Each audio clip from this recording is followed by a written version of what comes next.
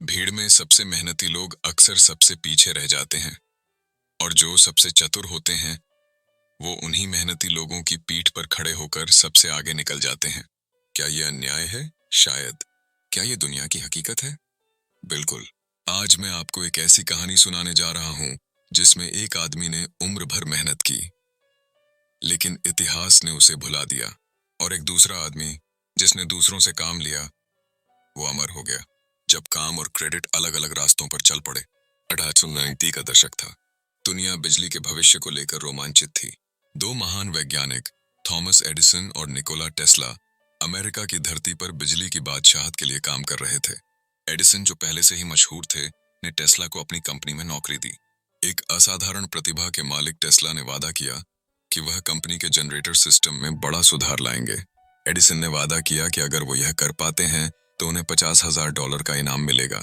Tesla ने अगले 1 साल तक लगातार दिन रात मेहनत की। उसने न सिर्फ सिस्टम को सुधारा बल्कि उसे नया ही बना दिया। वो एडिसन के पास पहुंचा इनाम मांगने।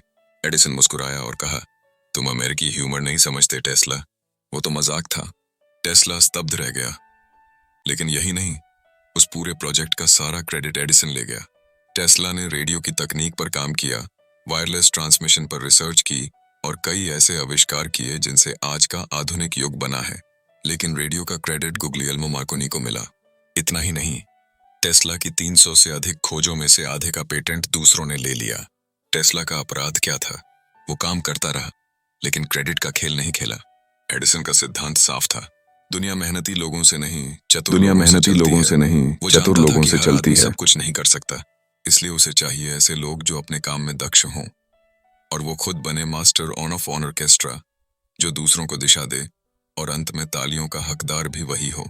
एडिसन ने वो सब कुछ किया जो एक चतुर रणनीतिकार करता है। उसने लोगों को मोटिवेट किया, उनसे इनोवेशन करवाया और खुद को लीडर के रूप में स्थापित किया। आप हर समय सोचते हैं, मैं कड़ी मेहनत करूंगा, लोग मुझे पहचानेंगे।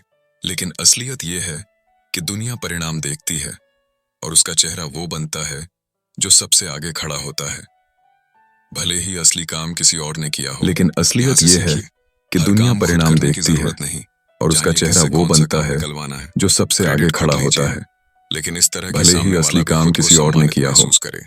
यही कला है लीडरशिप की। दुनिया के और भी उदाहरण। स्टीव जॉब्स खुद को टेक्निकल एक्सपर्ट नहीं मानते थे, लेकिन दूसरों से काम लेकर दुनिया को आईफोन दे गए। स्टीव जॉब्स खुद को टेक्निकल एक्सपर्ट नहीं मानते थे, लेकिन दूसरों से काम लेकर दुनिया को आईफोन दे गए। ग्रेट लड़ाई खुद नहीं लड़ता था, लेकिन उसका नाम इतिहास में छपा। इन सभी ने एक बात सीखी, लोगों से काम लो और इतिहास में अपना नाम लिखो। आप क्या कर सकते हैं? 1. अपने इर्द गिर्द टैलेंटेड लोगों को पहचानिए। 2. उन्हें प्रेरित कीजिए, काम दीजिए और गाइड कीजिए। 3. अपने दिमाग को इस बात के लिए ट्रेंड कीजिए कि खुद काम करना ही सब कुछ नहीं। 4. क्रेडिट लेने की कला सीखिए, बिना विरोध के, बिना टकराव के। निकोला टेस्ला को याद करते हुए हम कहते हैं वो महान था, लेकिन थॉमस एडिसन को याद करते हुए हम कहते हैं वो अमर हो गया। अब फैसला आपके हाथ में है। क्या आप सिर्फ मेहनत करेंगे